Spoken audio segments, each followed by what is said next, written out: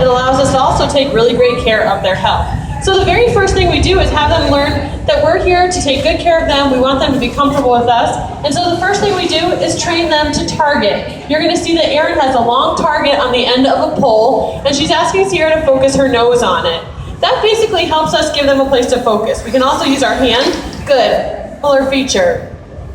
Now, and once they've learned that targeting behavior, we can move that target anywhere we want, and the animals will follow that target. So we've trained a host of different behaviors using that, and Zoe learned something recently called island behavior. We're going to utilize Vanessa, who's out there with that big long target pole, to refresh that behavior, because it seems like today Zoe wasn't quite sure what we were working on. So what I'm going to do is send Zoe up onto that rock, and she's going to be looking for that target.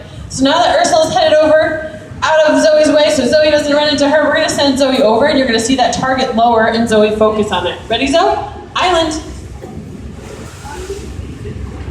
Good, Zoe. So that's exactly what I was looking for her to do, and you can see the benefit of having that target because it gives her a great place to focus. So earlier today, without that target being there, she was a little confused and she was offering a different behavior. Now, part of our training is using positive reinforcement. So if an animal's ever confused about what we're asking for, we just move on and do something different. It's really important that we not confuse our animals. So now that she's understood, okay, I know exactly what that signal means, she's really excited about doing it again, which is great. That's exactly what I was hoping that she would do. So I'm going to feed her for that, and then we're going to move on and do some other training. Now, I talked a little bit about the health care that we do with our animals, and I'm going to demonstrate some of that with Zoe. So simple behavior that they naturally do all the time is something like a lie down. Oh, you want to show them your belly instead? Okay, show off your belly. Now, lying down obviously is pretty straightforward, but for us it serves a huge purpose because I want to be able to look at her body every day. I want to make sure that she doesn't have any cuts or scrapes on her. I want to make sure that her fur is looking really nice.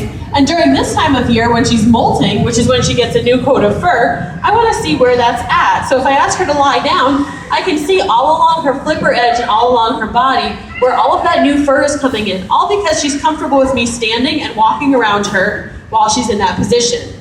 Now, in addition to that, we train our seals to actually allow us to brush their teeth. So they'll open their mouth for us, they'll show us off their teeth, they'll even let us see their hind flippers. So if I can ask her to roll out like this and put her hind flippers right up here on the deck, she can extend her flipper up for me, just like this, roll her flipper over on the side, and we're in the process of asking our vets to come out, and our seals will fairly soon allow us to take blood samples from in between their digits of their hind flipper. So again, all this training is really great for their health care. Good. Throughout the training session, you'll hear me say the word good. That indicates to Zoe that she's completed a behavior that I'm looking for her to do. It's called a bridge because it bridges the gap between what I'm asking for and the reinforcement that she's getting in the form of food. So Zoe loves herring, capelin, and squid.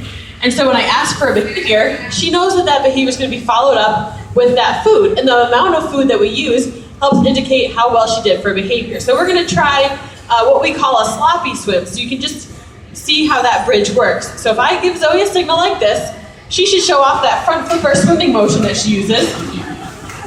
Good. And she knows she can stop that sloppy swim and come right back for her reinforcement when she's done.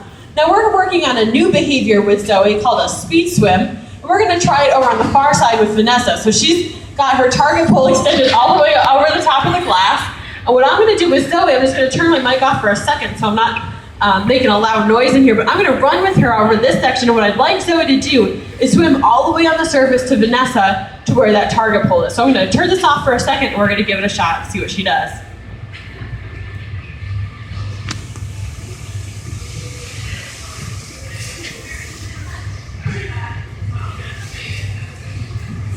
You'll notice right now that Sierra is really interested in the target, and that's because she knows that that's some form of training, and maybe somebody's trying to train her. Sierra's all done with her training session, so we're going to give her a minute and see if she goes away, and if not, then we might move on and do something different. So she figured out that there's some fun stuff happening over here. Erin is going to play with her with the hose, and we'll see if Zoe wants to give it one more try. Good, Zoe.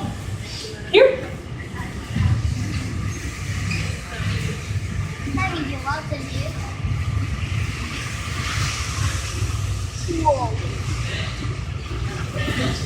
She did it. Yeah.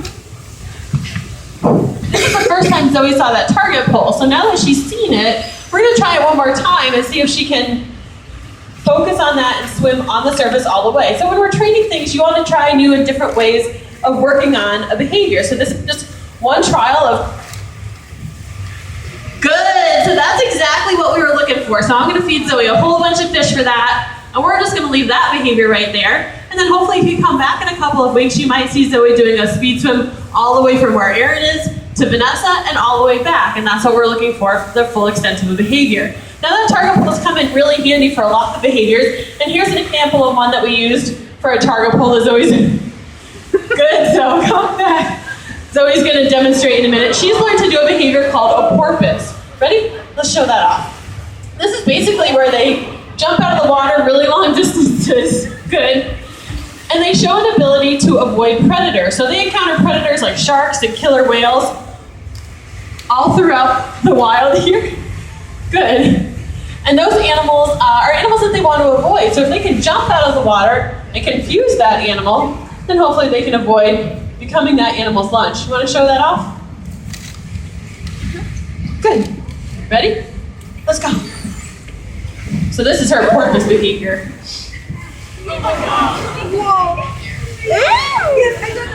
Good, so. And that was all trained using that target behavior, so just shaping where she was moving in and out of the water. So we're going to finish up this training session right now with that behavior. We hope you learned a little bit something new about training and something about our California sea lions as well. And we hope you enjoy your day. And thank you so much for coming out for our training session. Bye, everyone.